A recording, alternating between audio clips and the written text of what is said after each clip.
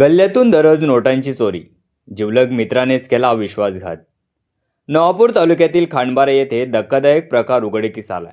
खत व बियाणे व्यापाराच्या दुकानातील गल्ल्यातून दररोज पैसे लंपास होत असल्याचे सीसीटीव्ही फुटेजमधून स्पष्ट झाले असून चोर व्यापाराचाच जिवलग मित्र असल्याचे निष्पन्न झाले. फुटेजमध्ये मित्र ठराविक वेळेला दुकानात येऊन व्यापाराची नजर चुकवत गल्ल्यातील नोटा खिशात टाकताना दिसतो. ही चोरी नियमितपणे सुरू असल्याचे समोर आले.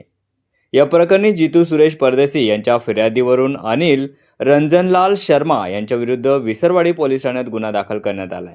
आरोपी ताब्यात असून सहाय्यक पोलीस निरीक्षक नरेंद्र साबडे यांच्या मार्गदर्शनाखाली तपास सुरू आहे. प्राथमिक तपासात सुमारे 70,000 रुपयाची चोरी झाल्याची नोंद आहे.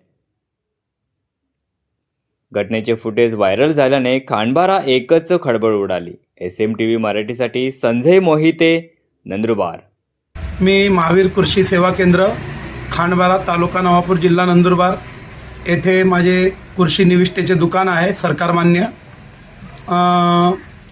माझ्या दुकानाचा व्यवहार चालतो. माझे मित्र अनिल रंजनलाल शर्मा हे माझे जिवलग मित्र, पण माझे मोठे बंधू यांच्यासोबत शिकलेले होते. आमच्या अडीअडचणी राहिल्या किंवा काही गावात भानगड राहिलं तसे सामाजिक नेते आहेत व गट नेते पण होते ते, आणि इलेक्शनमध्ये उभे पण राहिले होते 2 नंबरमध्ये, पण इलेक्शनमध्ये पडून गेलेले आहे. तर त्या नात्याने एक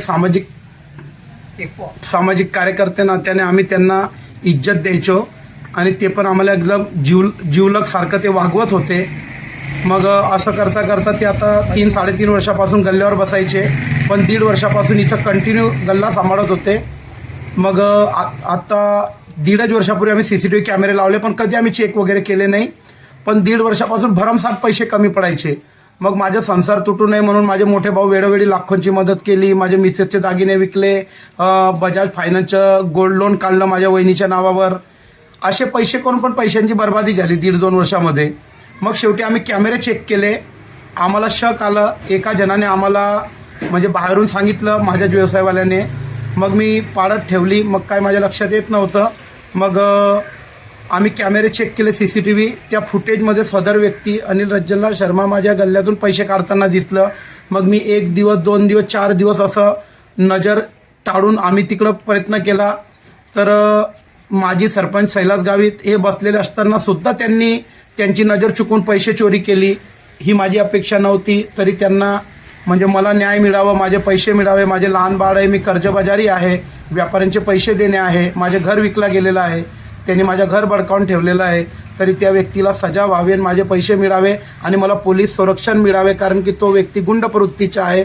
तो माझा मर्डरसुद्धा करू शकतो, एवढी मला पोलीस प्रशासनाकडून अपेक्षा आहे.